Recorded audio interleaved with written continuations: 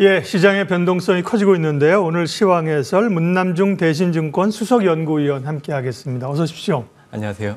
마침 잘 오셨습니다. 왜냐하면 주가가 오를 때는 걱정이 별로 없는데 그죠? 흔들리게 되면 왜 그러지? 또 전문가들의 생각을 듣게 되잖아요. 오늘 주제부터 좀 보면요. 6월을 앞두고 있는 상황에 5월 또 막바지 흐름이 어제 오늘 안 좋았습니다. 그래서 6월 흐름들 또 이제 금리가 다시 좀 오르고 있어서요. 금리 얘기들 하도록 하겠습니다.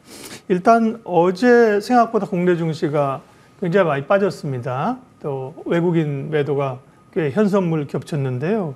지금 특별한 이유가 있었다고 봐야 됩니까? 어떻게 보세요? 다 아시겠지만 삼성전자 주가가 전일 3.1% 그렇죠. 하락을 했죠. 사실 삼성전자 주가가 최근에 좀 SK하이닉스보다 부진했던 이유는 결국 SK하이닉스는 엔비디아향 HBM을 공급을 하고 있는데 삼성전자는 여전히 퀄 테스트를 진행하고 있기 때문에 이게 지연되고 있다는 소식들이 사실은 이번 주 주목받은 건 아니고 아마 지지난주부터 좀 시장에서 돌았던 얘기였던 상황이었는데 또 노조에서 처음으로 또 파업을 한다는 소식이 겹쳤기 때문에 이런 악재들이 삼성전자 주가 하락 이로 인해 국내 증시가 외국인 중심의 매도를 불러오는 가장 큰 이유이지 않았나 생각합니다. 삼성전자 파업 앞으로 관심이 많이 커질 걸로 좀 보고 있지만 다행히도 찬반 투표를 통해서 파업을 결정하기보다는 다음 달부터 이제 연차를 시행하는 형태로 소극적으로 좀 시행하려고 하는 걸 본다고 하면 첫 파업이긴 하지만 이게 시장에 미치는 영향력이 그렇게 크게 확대되진 않을 걸로 좀 보고 있기 때문에 저는 삼성전자도 그렇고 국내 코스피 지수 흐름도 그렇고 최근 주가 조정을 보이는 그 구간에서는 좀 비중을 늘리는 게 현명한 판단이지 않을까 생각을 하고 있습니다. 네. 좀 직접적으로 여쭤보려고 했는데 그럼 삼성전자는 오히려 밀리면 기회입니까? 아니면 여전히 왜 굳이 삼성전자를 이었는데 전자 쪽이시네요. 그죠? 네, 사실은 삼성전자 주가의 향방의 가장 큰 트리거는 결국 HBM 퀄 테스트가 끝나고 나서 납품이 하반기 때 시작이 된다고 하면 아마 삼성전자 주가는 하반기 때부터 좀 다른 모습을 좀 보일 걸로 좀 보고 있고요. 특히 SK하이닉스 같은 경우에는 연말로 갈수록 삼성전자와 비교를 해봤을 때 HBM의 생산 캐파가 사실 삼성전자가 빠르게 따라잡는 형태이기 때문에 아마 하반기 때 또 SK하이닉스 주가는 좀 다른 모습을 좀 보이지 않을까 생각하고 있습니다. 이번 주에 지표 가운데 중요한 거는 이제 4월 PC 물가입니다. 현지 시간으로 금요일이죠. 그러니까 이제 우리는 금요일 지나야 알게 될 텐데 물가 지난번에 CPI는 상대적으로 괜찮았는데 4월 PC 물가는 전망이 어떻습니까? 저는 동일선상에서의 결과값을 좀 기대하고 있습니다. 사실 CPI 결과 그리고 이제 그 뒤에 발표되는 PC 물가 추이를 보면 방향성은 그렇게 크게 달라진 적은 없었기 때문에 그래서 지금 시장 예상치를 놓고 본다고 하면 전일과 동일을 해요. 헤드라인 같은 경우에는 2.7%, 또 근원 PC 같은 경우에는 2.8% 정도 예상은 되고 있는 상황이긴 하지만 저는 전월보다는 소폭 하회할 여지도 있다라고 보고 있기 때문에 4월 소비자 물가가 사실은 연준의 금리 인하가 올해 이루어질 수 있다는 큰 한방으로 작용했다고 저는 생각을 하고 있기 때문에 PC가 이를 다시 한번 환기시켜주는 역할을 할 걸로 좀 보고 있고요. 결국 시장에서는 이렇게 평가를 할 겁니다. 인플레이션 완화가 재개되는 부분들에 대한 평가가 높아질 걸로 좀 보고 있고 올해 남아있는 기간을 놓고 본다고 하면 CPI든 PCI든 떨어지는 그 방향성은 크게 바뀌지 않을 걸로 좀 보고 있고요. 투자자 여러분들이 좀 알아두시면 좋을 내용이 결국 주거비 물가가 예상보다 더디게 떨어진다는 것 자체를 올해 이제 물가가 좀 경직성을 보이지 않을까라고 생각하시는 부분들이 있는데 주거비 물가를 선행해서 볼 수 있는 데이터가 신규 세입자 임대료 지수입니다. 근데 이 지수가 18개월 동안에 팬데믹 이전 수준을 하회하고 있는 상황이기 때문에 앞으로 주거비 물가는 사실 떨어질 가능성이 훨씬 더 많은 상황이고요.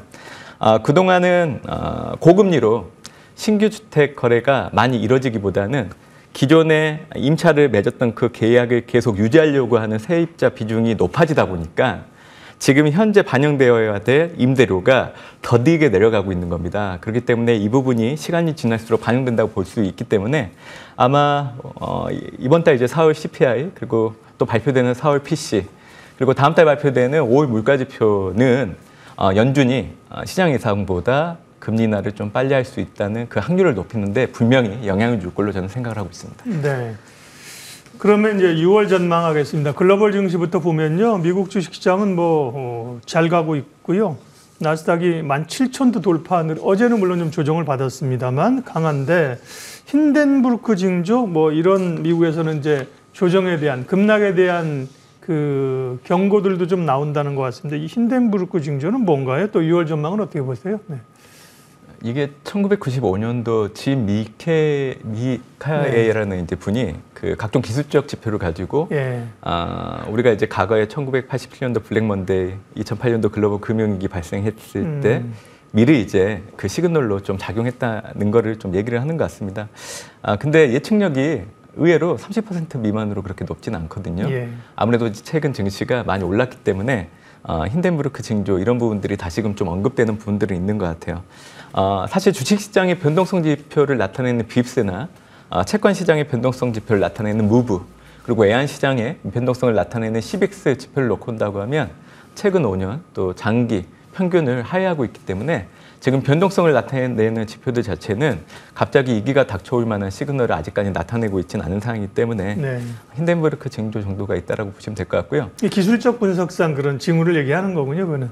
네, 이게 5가지 조건인데 이 5가지 조건을 모두 충족을 해야 되는데 이 5가지 조건을 놓고 온다고 하면 충족하기가 좀 어려워 보이더라고요, 저는 개인적으로. 예를 들면 뉴욕 증시에서 일간으로 52주 최고가와 최저가를 찍은 종목 수가 당일 거래 종목의 2.2%, 또 52주 고가와 저가 종목 중 종목 수가 적은 쪽이 69개 종목 이상 되어야 되고, 또 다우 지수의 10주 이동 평균성이 상승해야 되고, 또 시장 변동성을 측정하는 기술적 지표인 맥켈란 오실레이터가 마이너스로 좀 바뀌어야 되고, 또 52주 최고가와 최저가 종목을 비교했을 때 최고가가 2배 미만에 해당되어야 되는데 이 5개가 모두 충족되어야 힌덴부르크 징후가 이제 확률값이 높아지긴 하는데 이게 좀 어렵다고 생각합니다. 저는 개인적으로. 네. 기술적 분석은 이제 안 볼 수는 없으나 이제 상당히 후행적이죠.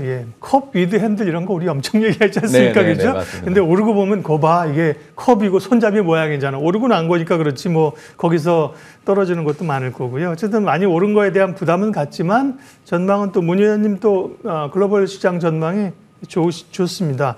결국 이제 엔비디아가 그런 시금석 아니겠습니까? AI 성장주의 그 시금석이고 엔비디아가 꺾이면 시장이 이제 꺾일 수 있겠죠. 근데 엔비디아는 주가 약세인 경우도 4일 연속 상승세를 보였고 주식 분할을 앞두고 있습니다. 엔비디아 전망은 어떻게 보세요?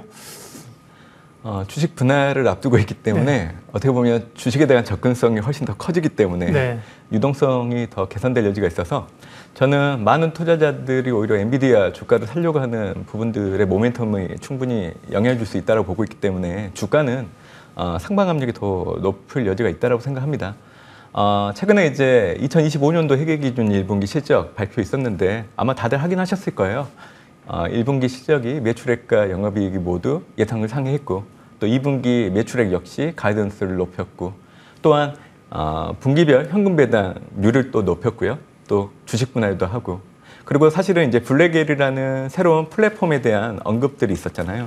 그래서 사실 앞으로 엔비디아 주가가 더 올라갈 건데 거의 방해하지 말라는 시그널을 저는 제가 줬다고 생각합니다. 그래서 엔비디아는 앞으로 AI 데이터향 GPI 수요가 공급을 초과하는 형태가 계속 될 걸로 좀 보고 있기 때문에 이 부분을 염두에 둘 필요가 있고요. 제가 엔비디아를 좋게 보는 포인트가 하나 있습니다. 그게 뭐냐면 사실 호퍼라는 제품은 기존 제품이고 사실 블랙엘이라는 플랫폼은 이제 새로운 차세대 제품인데 보통은 신제품이 출시를 앞두고 있으면 기존 제품 판매가 잘 안 돼요. 근데 그럼에도 불구하고 그런 오류가 좀 있잖아요, 시장에. 호퍼 100이 여전히 잘 팔리거든요. 그 이유는 과거 초기 물량이 대부분 클라우드 사업자들이 가지고 가고 사실 정부나 일반 기업들이 가지고 가지 못하다 보니까 그 수요가 지금 계속 연이어서 들어오는 부분들이 있고, AI 산업을 놓고 봤을 때 이 경쟁을 해야 되는 부분들의 가장 큰 관건은 속도입니다. 근데 모델을 계속 혁신을 해서 남들보다 빨리 내놔야 되는 부분들이 중요하기 때문에 차세대 플랫폼을 기다리면서 모델 개발 속도를 늦추기보다는 기존 제품을 계속 활용하면서 모델 속도를 높이려고 하는 상황이기 때문에 엔비디아의 지금 현재 흐름들은 크게 바뀌지 않을 걸로 좀 보고 있습니다. 네. 지금 이제 1000에서 1500 가는 거는 부담스러워 보일지만 10분의 1로 100에서 150달러 가는 거는 덜 부담스러울 수 있다. 예, 금리 얘기만 좀 여쭤보고 국내 시장 얘기로 넘어갈게요. 금리 인하 시점이 지연되는 상황이고 연준 위원들 발언에 따라서 뭐 계속 부담을 갖는데 최근에 보면 미국 10년물, 2년물 다시 금리가 좀 오름세입니다. 어제도 10년물 4.6 넘었죠. 왜 오르는 건지 이게 추가적으로 상승의 압박이 있는지 금리 얘기 좀 해주세요. 네. 연준의 금리 인하 시점이 후퇴될 수 있다는 생각들과 함께 연준 위원들이 사실은 기대 인플레이션율을 더 높이지 않기 위해서 경직적인 발언들을 하는 요인들이 최근에 이제 입찰 수요 부진으로 영향을 줬다라고 생각을 합니다. 사실 일시적인 요인이라 생각을 하고 있고요. 미국의 장기 국채 금리의 향방을 결정하는 요인은 단적으로 물가입니다. 근데 4월 소비자 물가, 4월 PC를 통해서 확인하시겠지만 물가의 방향성은 떨어지기 때문에 미국의 장기물 금리는 지금 현 수준을 유지하기보다는 더 떨어질 여지는 있다라고 저는 생각을 하고 있기 때문에 저는 뭐 주식시장 유동성 여건이 좀 개선되는데 분명히 긍정적인 요인은 있다고 생각을 하고 있고요. 사실 연준이 2월 달부터 이제 QT 속도 조절에 들어가고 그렇죠. 재무부 같은 경우에는 이제 5월 29일부터 7월 말까지 사실 바이백 들어가기 때문에 채권 시장의 유동성 공급을 통해서 채권 금리가 낮아지는 데 분명히 영향을 주는 요인들이 지금 다분한 상황입니다. 그렇기 때문에 저는 장기 금리는 좀 안정을 되찾고 당연히 주식 시장도 올라가는 모습 그렇기 때문에 지금 나타나고 있는 흐름들은 일시적인 요인이지 않을까라는 생각을 좀 해보고 있습니다. 6월부터 이제 양적 완화하는 거에 규모를 줄이는 거죠. QT 축소가 있고요. 채권을 다시 사는 그 바이백 이슈가 있는 이거는 언제 29일부터 언제까지라고요? 5월 29일부터 7월 말까지 이제 1개월물부터 30년물까지 모두 포함해서 20건종에 대해서 150억 달러 규모로 시행이 되는 거고요. 과거에는 재정흑자 상태에서 했기 때문에 이자 비용을 절감하는 목적이 컸었지만 현재 같은 경우에는 재정 적자 상태이기 때문에 이번에 바이백의 목적은 국채 시장에 대한 유동성 공급이라는 부분입니다. 그래서 이게 과거와는 좀 달라진 부분들이기 때문에 채권 시장 유동성 공급은 금리가 내려가는 효과, 주식 시장 입장에서는 또 주가가 올라가는 데 요인이 될 수 있다라고 보고 있는 겁니다. 네. 국내 시장 이야기하겠습니다. 네, 뭐 2,700을 또 훼손하면서 어제 오늘까지도 주가가 밀리고 있고요. 또 외국인 매도 있었습니다. 국내 증시는 6월 전망 어떻게 보세요? 네. 사실 뭐 지금 분위기로는 보수적으로 보시려고 하는 분들도 있긴 있는데요. 저는 6월달 증시 좋은 부분들이 더 많다고 생각을 하고 있기 때문에 주목을 해야 된다 보고 있고요. 사실 6월달 증시를 좋게 보는 이유는 글로벌리로 놓고 봤을 때 ECB가 이제 금리 인하를 단행하게 된다는 점입니다. 결국 주요 선진 중앙은행들이 금리 인하를 동참하고 있다는 부분 상당히 중요하다 생각을 하고 있고 또 미국의 QT 속도 조절, 또 재무부의 바이백, 또 시행과 같은 부분들도 유동성을 공급하는 일련의 활동들이기 때문에 유동성 기반의 증시 상방 압력이 높아질 여지가 국내 증시에도 긍정적으로 작용할 여지는 있다고 생각하고 있고요.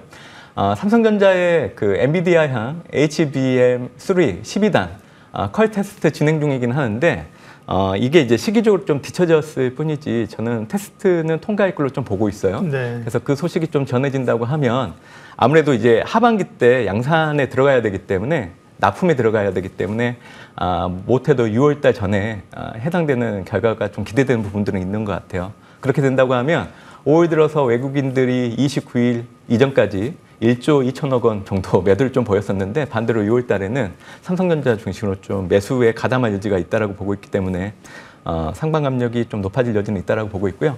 그렇게 된다고 하면 결국 반도체나 뭐 보험, 화학, 그리고 음식료, 인터넷, 그리고 제약바이오 업종이 좀 유망하다 생각을 하고 있고 제가 이제 4가지 정도 키워드를 정했는데요.